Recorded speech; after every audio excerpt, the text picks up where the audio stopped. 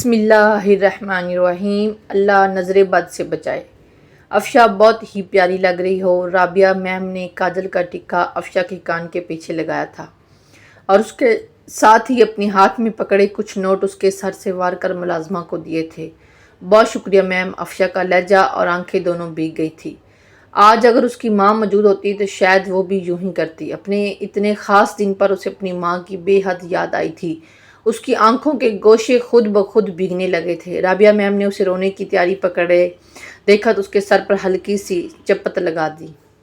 اوئے لڑکی، خبردار رونے کی کوشش بھی کی۔ آج عرصے بعد میں نے اپنا سگنیچر لگ کیا ہے، کیوں میری محنت پر پانی پھیرنا چاہتی ہو؟ مصنوعی انداز میں ڈانٹتے انہوں نے افشا کو اپنے ساتھ لگا لیا تھا۔ اتنے میں باہر گاڑی کا ہارن بجا تھا۔ افشا کو لینے کے لیے گاڑی آ گئی تھی۔ میم آپ بھی میرے ساتھ چلیں نا، افشا نے رابعہ میم کا ہاتھ پکڑتے ہوئے کہا۔ میں ضرور جاتی تمہارے ساتھ بچہ، لیکن تم جانتی ہو میری فلائٹ ہے۔ میرے پاس اگر ایکسٹرا 15 منٹ بھی ہوتے تو میں تمہارے ساتھ ضرور جاتی، بٹ تم جانتی ہو نا مجھے ابھی کے ابھی نکلنا ہے۔ بس تم دعا کرنا کہ میں جس کام کے لیے جا رہی ہوں وہ پورا ہو جائے۔ چلو اب نکلو، تم بھی مجھے بھی جانا ہے، وہ افشا سے کہتی خود اسے گاڑی تک چھوڑنے آئی تھی۔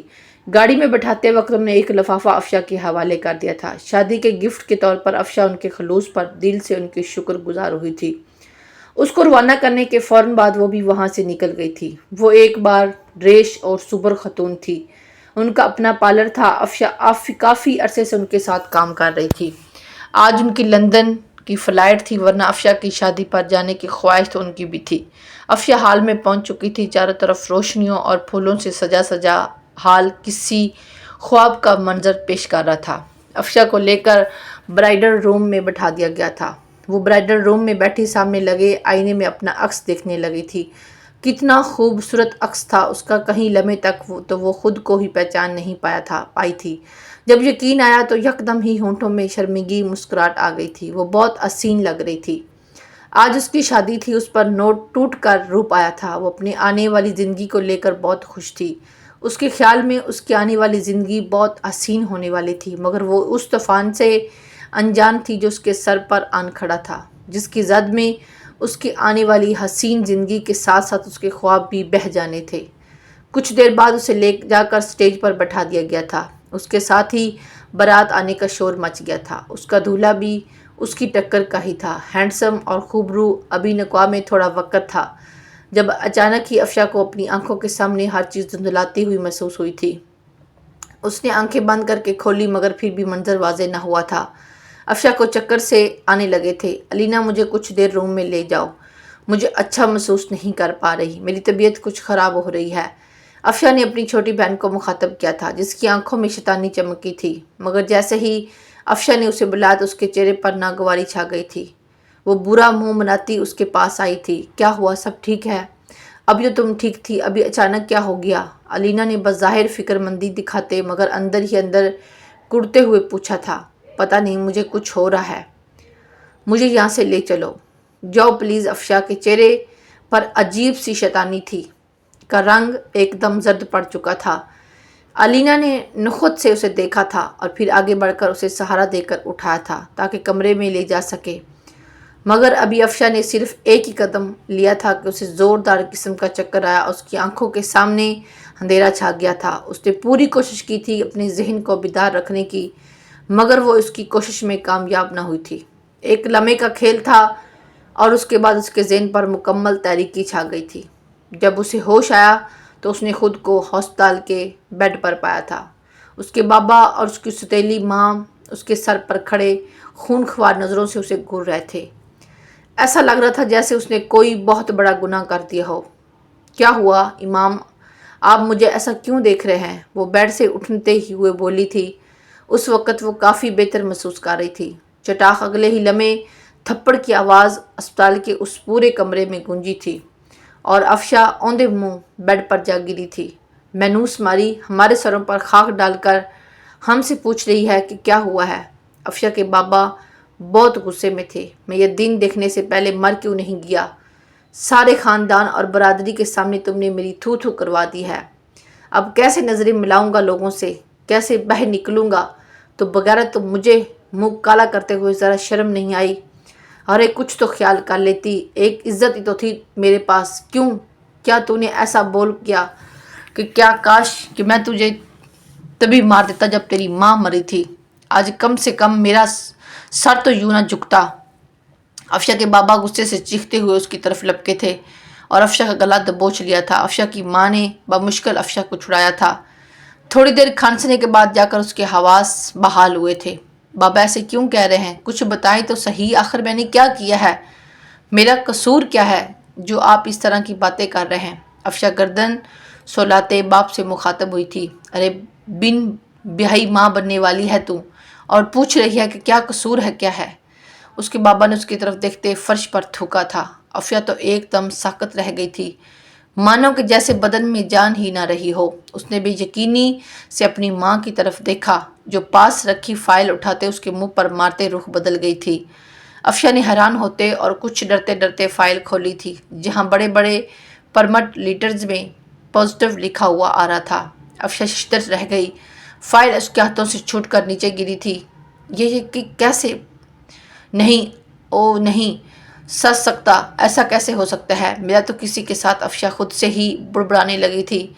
ماں بابا میری بات سنیں، یہ صحیح نہیں ہے، یہ رپورٹ جھوٹی ہے، یہ غلط ہے. ہو سکتا ہے کہ ڈاکٹر کو کوئی غلط فہمی ہو گئی ہو. ایسا نہیں ہو سکتا. بابا میرا یقین کریں، آپ کی بیٹی ایسی نہیں ہے. ماں بابا آپ سمجھائیں نا بابا کو پلیز. افشا روتے ہوئے ان دونوں کو یقین دلانے کی کوشش کر رہی تھی مگر انہیں افشا کی کسی بھی بات پر یقین نہیں آ رہا تھا. وہ افشا کو وہیں چھوڑتے چلے گئے تھے. افشا کے ہونے والے شوہر کی شادی اس کی چھوٹی بہن الینا سے کر دی گئی تھی. افشا اپنی آنکھوں کے سامنے اپنی خوشیاں لٹ جاتی دیکھتی رہی تھی اور کچھ بھی نہ کر سکی تھی. وہ کرتی بھی تو کیا کرتی؟ آج سے پہلے وہ اپنے لیے کیا کر سکی تھی جو آج کچھ کر لیتی؟ جن خوشیوں کی وہ متمنی تھی وہ ملنے سے پہلے ہی چھین لی گئی تھی اور وہ ہمیشہ کی طرح اس مرتبہ بھی خالی ہاتھ رہ گئی تھی. افشا بہر سے آتی کہکوں کے آواز سن کر اٹھی تھی. اس کا تعلق ایک مڈل کلاس فیملی سے تھا. 4 کمروں کا چھوٹا سا گھر جس میں 4 افراد رہتے تھے. افشا کے بابا، اس کی ستیلی ماں اور ایک چھوٹی بہن. اس کے بابا ایک حادثے میں اپنی ایک ٹانگ کھو چکے تھے. انہوں نے مصنوعی ٹانگ لگوا لی تھی مگر روزگار سے ہاتھ دھو بیٹھے تھے. تب حالات کے پیش نظر افشا نے ایک پارلر میں نوکری شروع کر دی تھی مگر تنخواہ کم تھی اور وسائل زیادہ. تبھی کسی نے اسے بار کلب کا بتایا اور وہ رات میں وہاں نوکری کرنے لگی تھی. وہ فریش ہو کر باہر آئی جہاں اس کے ماں باپ اور چھوٹی بہن لاؤنج میں بیٹھے کچھ باتیں کر رہے تھے. جو ہی افشا لاؤنج میں آئی تو وہ تینوں ایک دم خاموش ہو گئے. افشا جان چکی تھی کہ ان کی گفتگو کا موضوع افشا کی ذات تھی. اس اندر ہی اندر دکھ ہوا تھا لیکن ہمیشہ کی طرح اس نے اپنے چہرے سے کچھ بھی ظاہر نہیں ہونے دیا تھا. وہ مسکراتے ہوئے ان کو سلام کرتی ان کے ساتھ بیٹھ گئی تھی مگر کچھ دیر بعد وہ وہاں بالکل اکیلی رہ گئی تھی. اس کا باپ اور بہن گھر سے باہر جا چکے تھے جبکہ اس کی ماں اپنے کمرے میں. افشا نے اداسی سے اپنے ارد گرد دیکھا تھا. کچھ دیر پہلے یہاں کتنی رونق تھی. اس کے ماں باپ اور بہن مل کر کیسے کھلکھلا کر باتیں کر رہے تھے، ایک دوسرے کے ساتھ ہنسی مذاق کر رہے تھے. اور اب لاؤنج ویران ہو چکا تھا. کچھ دیر تک افشا وہیں بیٹھی رہی تھی اور پھر اٹھ کر کچن میں چلی آئی جس کا حال افشا ہی کی طرح ابتر تھا. جیسے افشا کی پرواہ کسی کو نہیں تھی ویسے ہی افشا کو لگ رہا تھا کہ اس گھر کے کچن کی بھی کسی کو پرواہ نہیں تھی. افشا اس گھر میں اس لیے تھی کیونکہ گھر کے مکین اس کی کمائی کھاتے تھے اور یہ کچن بھی شاید اس لیے تھا کہ جن کے کھانا پکانے کی ضرورت پوری کرتا تھا پھر اس کو لاوارثوں کی طرح چھوڑ دیا جاتا تھا. نہ کسی کو اس میں بکھرے پڑے گندے اور بدبودار برتنوں کی پرواہ ہوتی تھی اور نہ ہی کسی کو اس کی گندگی سے مطلب تھا. افشا ہی بیچاری اس پر ترس کھا کر اس کی حالت سنوارتی تھی مگر اگلے روز پھر سے اس کی وہی حالت تھی. نہ جانے میم اور لینا کو گندگی سے کراہت کیوں نہ آتی تھی. کچن کی صفائی کرتے افشا نے خود سے ہی سوال کیا تھا. 40 سے 45 منٹ بعد اس نے کچن کی حالت دیکھنے لائق کر دی تھی مگر یہ سب کرنے کے بعد بھی افشا خوش نہیں تھی اور نہ ہی اس کے چہرے پر کوئی مسکراہٹ تھی. کیوں؟ وہ جانتی تھی کہ ابھی وہ کام پر جا کر جب صبح واپس آئے گی تو کچن کو پہلے جیسا ہی پائے گی. نہ جانے کیوں افشا کو اپنا اور اس کچن کا نصیب ایک جیسا ہی لگتا تھا. خود چاہے جیسے بھی حال میں رہو مگر دوسروں کے لیے ہر وقت جیتے رہو. نہ دن دیکھو اور نہ ہی رات، اس کی زندگی بھی تو ایسی ہی تھی۔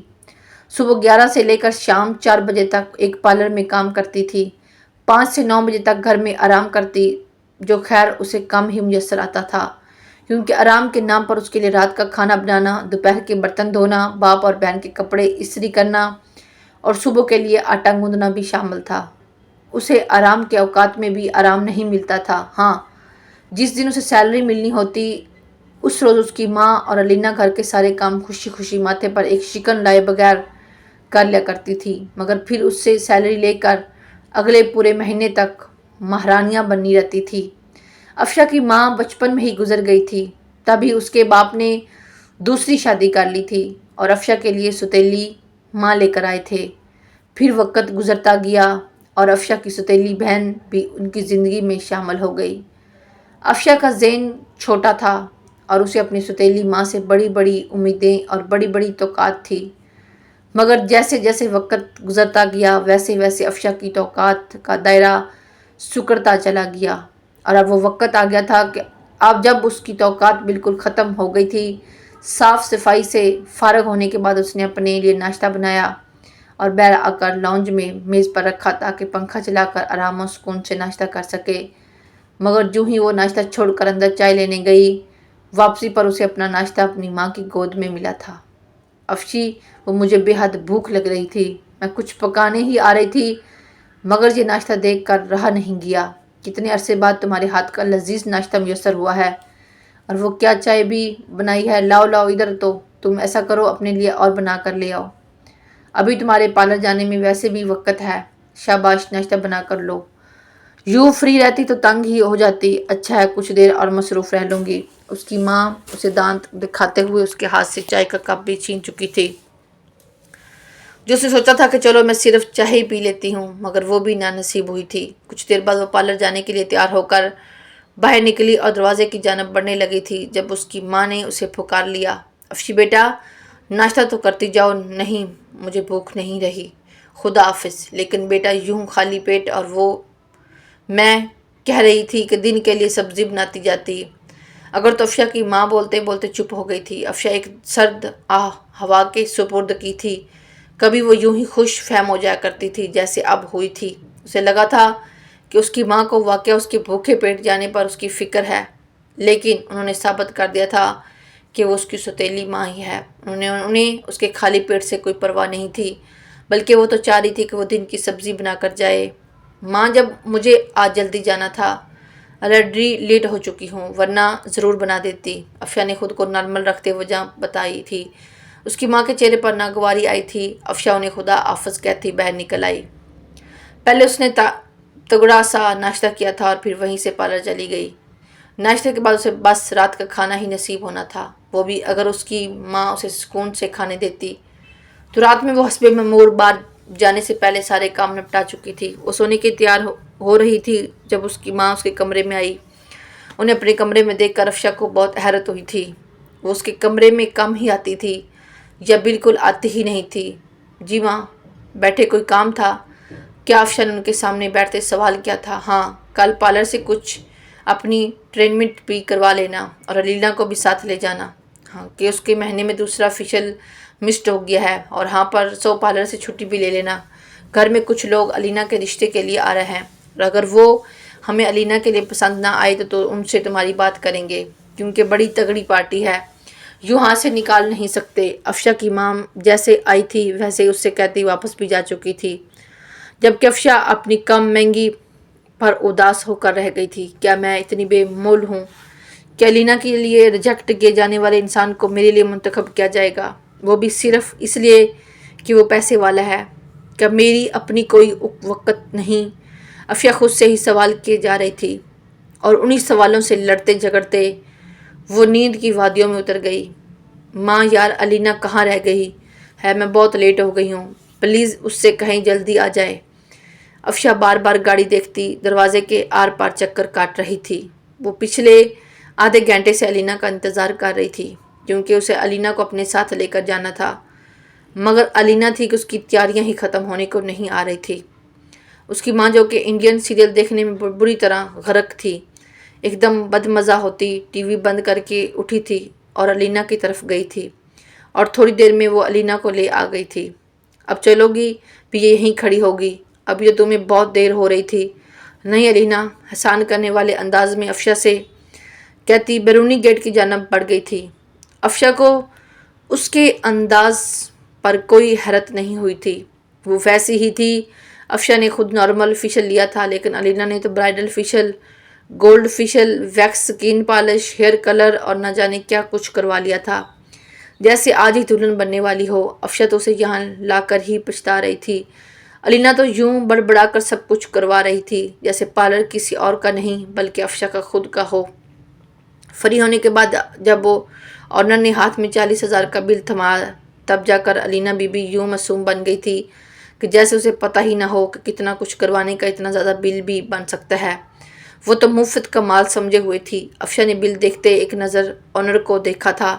वो अफशा के हालात से बखूबी वाकफ़ थी, मगर वो भी क्या करती, ज़्यादा से ज़्यादा 3-4 हज़ार ही छोड़ सकती थी। वो इससे ज़्यादा करती तो इनका भी नुकसान होना था। बहाना तो बिल पे करके आना जाना, मैं तब तक बहर खुली फ़ज़ा में सांस ले लूँ।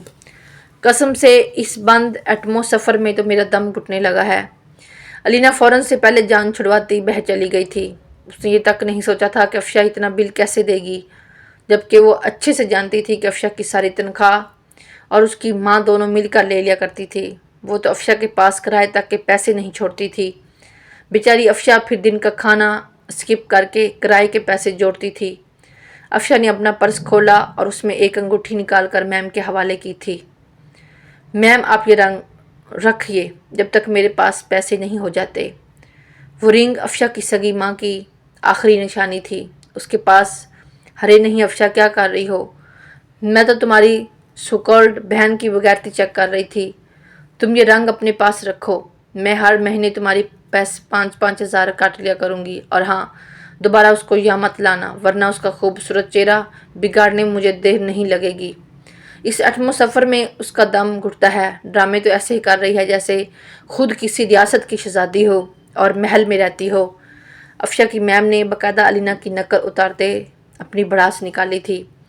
ऐसे न कहे मैम, यार अफशा ने मिस्कीन सी सूरत बनाते हुए कहा, और फिर वहाँ से निकल गई थी।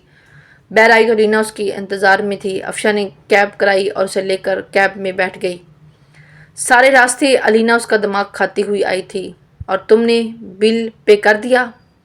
वैसे कितनी महंगी है तुम्हारे पार्लर वाले, इतने से फेशियल के इतने सारे पैसे ले लिए, कोई खुदा का खौफ नहीं है? वैसे बड़े ही 2 नंबर काम करती है भाई। गुल्लू ज़रा भी नहीं आया और पैसे इतने ज़्यादा। घर आकर अफशा की माँ का भी अलग ही ड्रामा था। वो अफशा से कहने लगी कि ऐसा क्या सोने का पानी लगा दिया जो उसने जो इतने पैसे बना दिए, उसको क्या देना, तुम उसको 1 टका भी नहीं दोगी। इतने अरसे से तुम काम कर रही हो, कोई तो सहूलत दे ही सकती है। उन्हें तनख्वाह के कट जाने का दुख था। अफशा सर पकड़ कर बैठ गई थी। उन दोनों माँ बेटियों ने उसके सर में दर्द कर दिया था। क्या मेरी ज़िंदगी ऐसे ही जलील होने के लिए रह गई है? काश कि मेरी ज़िंदगी में भी कोई ऐसा होता जिसे मेरी परवाह होती, जिसे मुझसे मोहब्बत होती, जिसे मेरा एहसास होता। अफशा के दिल से सर्द आह निकली थी और बहुत जल्द और वह कबूलियत का शर्फ पाने वाली थी, मगर उससे पहले अफशा को कड़े इम्तिहानों और आजमाइशों से गुजरना था। अब देखना यह था कि अफशा आजमाइशों को पार करके अपनी मंजिल पर पहुंच पाती है या नहीं। अगले रोज़ 2 बजे के करीब लड़के वालों की आमद हुई थी। लड़का काफ़ी बड़ा डॉक्टर था और बाप का अपना बिजनेस था। काफ़ी अच्छी खासी पढ़ी लिखी फैमिली थी। न जाने अफशा के घर की राह किसने दिखा दी थी। माँ उनके सामने बढ़ चढ़कर अलीना की तारीफ़ें कर रही थी, जबकि अफशा मारे मरवत की एक तरफ बैठी हुई थी। उसकी सोच किसी गैर मरई नुक्ते पर ठहरी हुई थी। जब उसे अपने नाम की पुकार सुनाई दी तो वो चौंकी थी। सामने बैठी एक औरत ने उसे अपने पास आकर बैठने के लिए कह रही थी। अफशा ने मुड़कर माँ और लीना को देखा, जो चेहरे पर ज़बरदस्ती की मुस्कुराहट सजाए उसी बुरी तरह से घूर रही थी। वो कुछ हिचकिचाते हुए उठी और उन औरतों के दरमियान जाकर बैठ गई थी। वो औरतें अफशा को बुलाए लेने के लगी थी और साथ ही साथ अंगूठी निकाल कर उसके हाथ की तीसरी उंगली में पहना दी। ये सब अचानक ही हुआ तो कोई भी समझ नहीं पाया। बस बहन, आज से ये मेरी बहू हुई। ठीक 2 महीने बाद मैं बारात लेकर आऊँगी और अपनी बेटी को ले जाऊँगी। वो औरत काफ़ी जल्दबाजी का मुजाहरा कर रही थी। افشا کی ماں نے احتجاج کرنا چاہا تھا، مگر انہوں نے اس ماں کے احتجاج کو کسی خاطر میں نہ لایا تھا۔ ان کے جانے کے بعد ماں اور علینا نے ان کو خوب برا بھلا کہا تھا، اور ساتھ میں افشا کو بھی، کہ کیسے علینا کے رشتے کا بول کر افشا کا رشتہ کر کے چل دیے تھے۔ علینا کو اتنا اچھا رشتہ ہاتھ سے نکل جانے کا بہت ملال تھا، جو اب اس نے اس لڑکے کے ساتھ شادی کر کے پورا کر لیا تھا۔ رات 12 بجے کا وقت تھا، وہ اپنے گھر کے سامنے گھر کا دروازہ بجا رہی تھی۔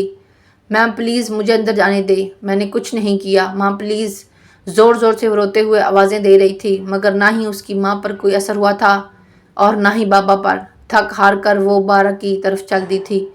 کیا لیکن افشا، یہ کیسے ہو سکتا ہے؟ بار میں آتے افشا نے جب ساتھ کام کرنے والی دوسری لڑکی کو ساری بات بتائی تو وہ بھی چونک اٹھی تھی۔ اسے بھی حیرت ہوئی تھی، کیونکہ آج تک اس نے افشا کا کسی کے ساتھ کوئی ریلیشن نہیں دیکھا تھا۔ وہ پیسے کی خاطر اس بار میں آئی تھی اور صرف اتنی ہی ڈیوٹی کرتی تھی جو اس کی پہلے دن سے تھی۔ میڈم لیلا سے پوچھتے ہیں، شاید انہیں کوئی علم ہو، کیونکہ تمہارے کہنے کے مطابق تمہارے ساتھ جو کچھ بھی ہوا انہیں گھنٹوں کے دوران یا پھر اسی بار میں ہوا ہے، تو لیلا میڈم کو ضرور کچھ نہ کچھ خبر ہوگی۔ وہ لیلا میڈم کے پاس پہنچی تھی۔ وہاں انہیں یہ معلوم ہوا کہ تقریباً مہینہ پہلے ہی افشا کے ساتھ کچھ ایسا کام ہوا تھا جس کی بنا پر اس کو شک ہے۔ اس نے کہا کہ اس روز جب وہ کلب بند کرنے سے پہلے روز مرہ چیک کر رہی تھی، وہاں اس نے ایک روم میں افشا کو دیکھا تھا۔ اس کے ساتھ روم میں کون تھا اس کا اسے علم نہیں، مگر اس روز افشا کو نشے کی ہیوی ڈوز دی گئی تھی۔ ہوش میں آنے کے بعد بھی اسے کچھ یاد نہیں تھا۔ لیلا نے اس وقت اسے اتنا ہی کہا تھا کہ رات میں تم تھکن کی وجہ سے یہیں سو گئی تھی۔ وہ نہیں جانتی تھی کہ افشا کے ساتھ ایسا کچھ ہو جائے گا۔ افشا نے اس انسان کو ڈھونڈنے کی بہت کوشش کی تھی جو اس کے بچے کا باپ تھا، مگر اسے کہیں سے بھی کوئی سراغ نہ ملا۔ سراغ تو تب ملتا جب وہ اس کے بارے میں کچھ جانتی ہوتی، تو اسے تو اس کا نام بھی معلوم نہیں تھا۔ افشا بہت پریشان تھی۔ گھر والوں نے گھر سے نکال دیا تھا۔ جو دوستیں تھیں وہ اسے ایک ہفتے سے زیادہ اپنے ساتھ نہیں رکھ پاتی، کیونکہ جیسے ان کے گھر خبر میں ہوتی کہ افشا بن بیائی ماں بننے والی ہے تو سب افشا کو خوب لعن طعن کرتے تھے۔ مجبوراً اس کی دوستوں سے اس کو معذرت کرنی پڑتی۔ افشا در بدر بھٹک رہی تھی۔ پہلے 6 مہینے تک تو پھر بھی وہ بار میں کام کرتی رہی تھی، مگر پھر اس کی حالت کے پیش نظر لیلا میڈم نے اسے بار سے نکال دیا تھا، کیونکہ طبیعت خرابی کے باعث وہ ان کا کافی نقصان کر چکی تھی۔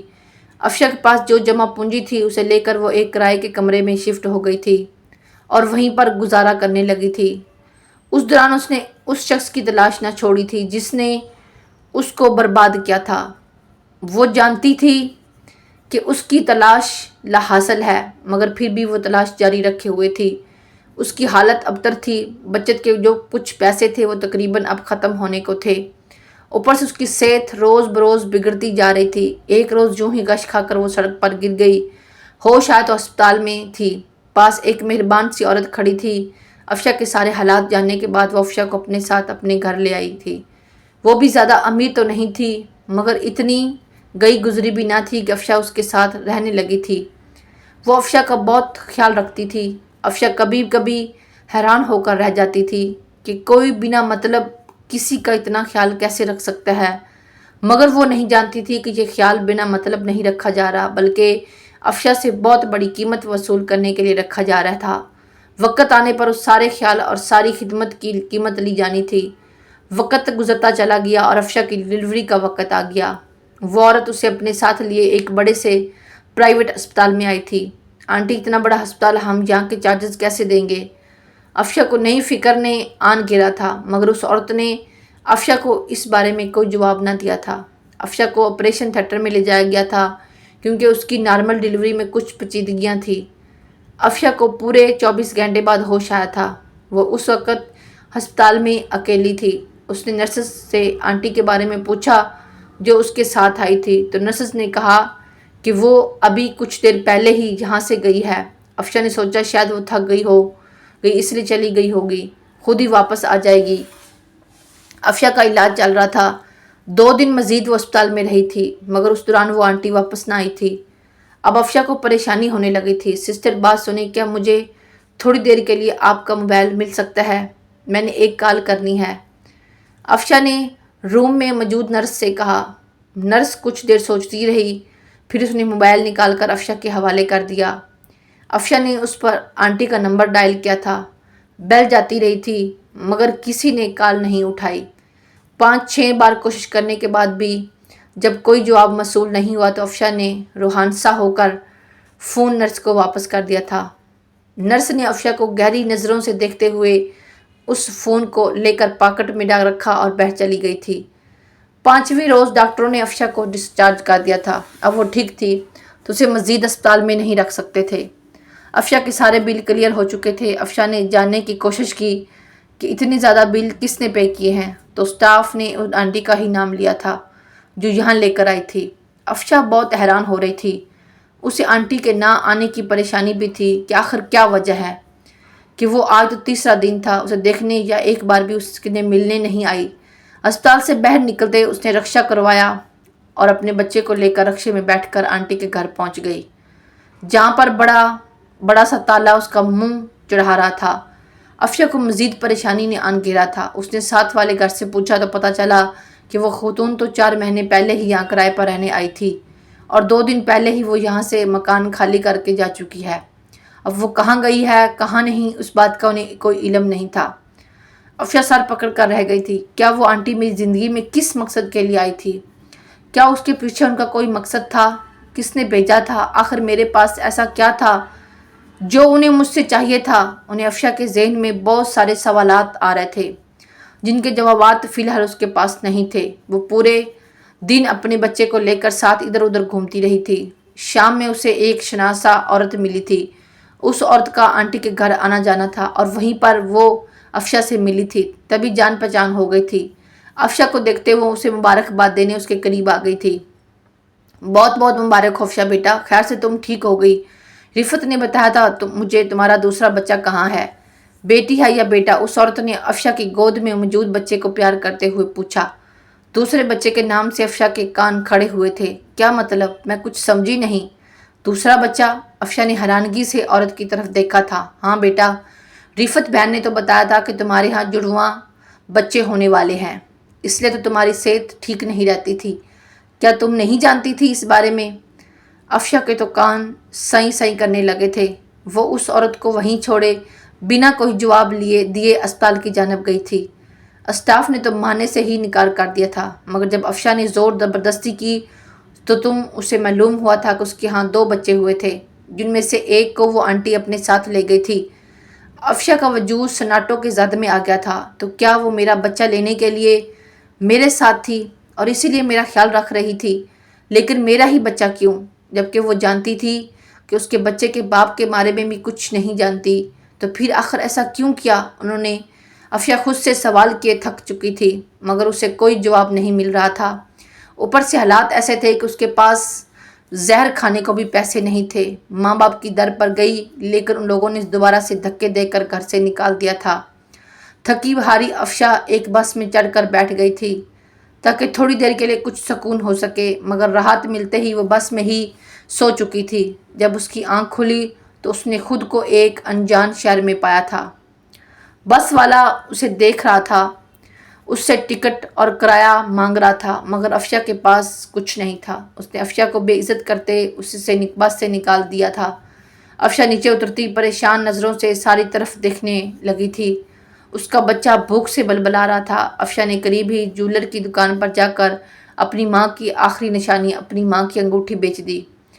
پیسوں سے اس نے دودھ لے کر بچے کو پلایا، پھر ایک موبائل خریدا اور ایک کرائے پر ایک کمرہ بھی۔ اب وہ سڑک پر تو نہیں رہ سکتی تھی۔ اس نے سوچ لیا تھا کہ جلد ہی کام ڈھونڈ کر اپنے گزارے کا کوئی بندوبست کر لے گی، مگر اس انجان شہر میں کوئی بھی اسے نوکری دینے کے لیے تیار نہیں تھا۔ دن گزرتے گئے اور افشا کے پاس وہ پیسے بھی ختم ہو چکے تھے۔ افشا کا بیٹا 1 سال کا ہو چکا تھا۔ اس دن افشا بہت پریشان تھی۔ اس کا بیٹا بھوک سے بلبلا رہا تھا۔ اس کے پاس دودھ تک کے پیسے نہیں تھے۔ دوستوں نے اب مزید اس کی مدد کرنے سے انکار کر دیا تھا۔ افشا روتی جا رہی تھی۔ یکدم اسے اپنی پارلر والی میم کا خیال آیا تھا۔ افشا کی آنکھیں چمک اٹھی تھی۔ اسے نئی امید مل چکی تھی۔ وہ جانتی تھی کہ اور کوئی اس کی مدد کرے نہ کرے، اس کی پارلر والی اس کی مدد ضرور کرے گی۔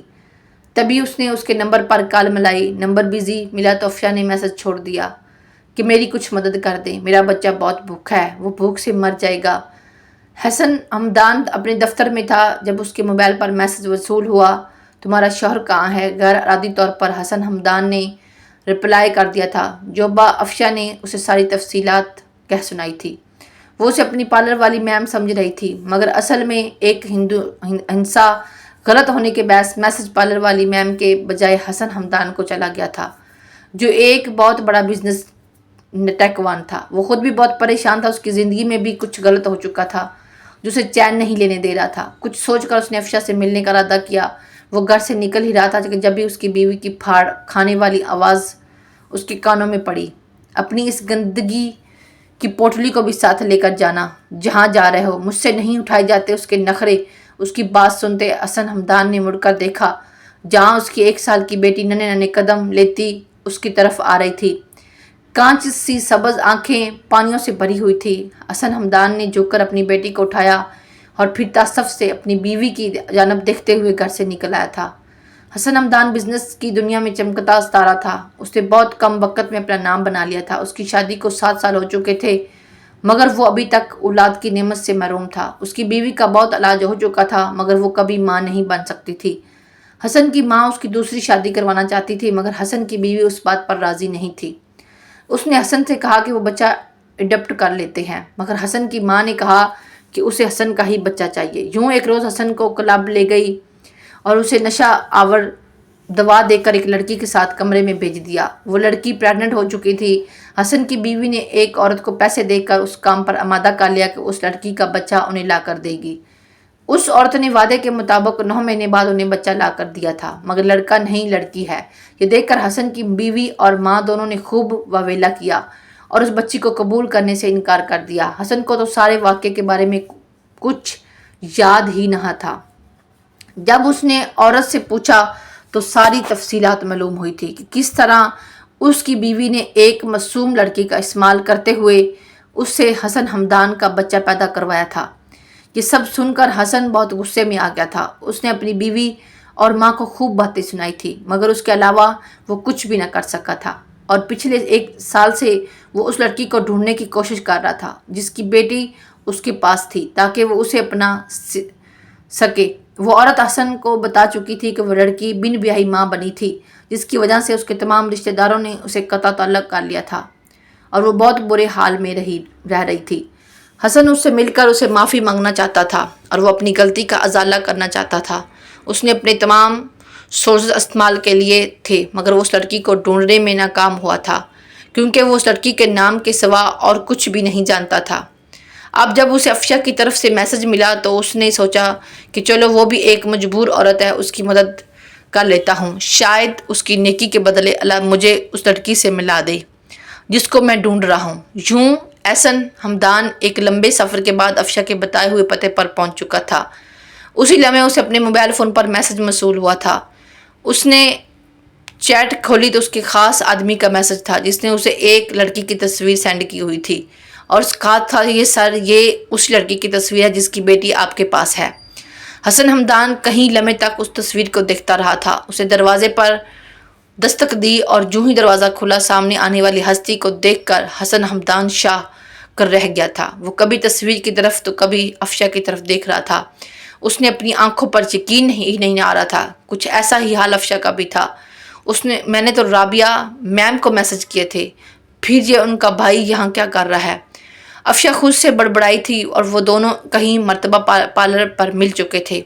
حسن ہمدان نے اس کی بڑبڑاہٹ سن لی تھی، تبھی کہنے لگا آپ نے آپی کو نہیں بلکہ مجھے ہی میسج کیے تھے۔ یہ دیکھتے شاید بائی مسٹیک آپ سے نمبر غلط ڈائل ہو گیا تھا۔ میرے اور آپی کا نمبر ایک جیسا ہی ہے، بس ایک ڈیجٹ کا فرق ہے، تو شاید آپ سے کچھ ایسی ہی غلطی ہوئی ہو۔ ہر غلطی میں اس میں آپ کی نہیں، شاید اللہ بھی یہی چاہتا تھا۔ اس کی بات سن کر افشا چونکی تھی۔ کیا مطلب ہے آپ کا؟ اس نے گھبراتے ہوئے پوچھا۔ سارے مطلب یہیں رہ کر پوچھنے ہیں یا اندر بھی آنے دیں گی؟ افشا نے شرمندہ ہوتے ہوئے اندر آنے کا راستہ دیا تھا۔ سب سے پہلے اس نے بچے کے لیے لایا گیا دودھ افشا کے حوالے کیا تھا۔ افشا نے تشکر آمیز نظروں سے اسے دیکھتے بچے کو دودھ بنا کر پلایا تھا۔ دودھ پی کر بچے پر سکون ہو گیا تھا۔ تبھی حسن افشا سے کہنے لگا کہ تمہاری ذات کا گمشدہ حصہ تمہیں لوٹانے کے لیے آیا ہوں۔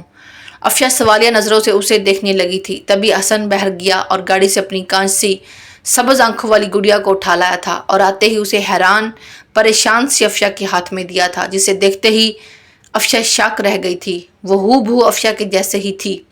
افشا نے اسے دیکھتے حسن حمدان کی طرف دیکھا تھا۔ آپ یہ افشا کے منہ سے ٹوٹا پھوٹا نکلا تھا۔ اگلے ہی لمحے حسن حمدان اس کے پیروں میں بیٹھ گیا تھا۔ جس طرح تم بے قصور اور انجان تھی ویسے ہی میں بھی تھا۔ جب علم ہوا اس وقت بھی مجھے نہیں پتا تھا کہ تم ہو۔ میں نے اپنی طرف سے اس بچی کی ماں کو تلاش کرنے کی بہت کوشش کی تھی، مگر تم وہاں سے یہاں آ گئی اور مجھے مل ہی نہ سکی۔ یہ سب ہمارے اپنوں کی سازش تھی۔ میری بیوی اور تمہاری چھوٹی بہن، اس نے تمہیں بدنام کرنے اور تمہاری شادی تڑوانے کے لیے وہ قدم اٹھایا تھا تاکہ تمہاری تصویریں بنا کر تمہیں سب کے سامنے بدنام کر سکے۔ مگر دیکھو یہ سب کچھ ہو گیا، ہم دونوں اپنوں کے شکار بنے ہیں۔ مجھے معاف کر دو، میں اپنی انجانے میں ہوئی غلطی کا ازالہ کرنا چاہتا ہوں۔ مجھے معاف کر کے میری زندگی میں شامل ہو جاؤ۔ ہمارے بچوں کو ہماری ضرورت ہے۔ حسن حمدان اس کے سامنے ہاتھ پھیلائے کھڑا تھا۔ پہلے تو افشا نے اسے خوب باتیں سنائی تھی، مگر پھر اس کی ہمراہی قبول کر لی، کیونکہ اس کے علاوہ اس کے پاس اور کوئی چارہ نہیں تھا۔ ویڈیو اچھی لگے تو اس کو لائک، شیئر اور سبسکرائب ضرور کریں۔ جزاک اللہ۔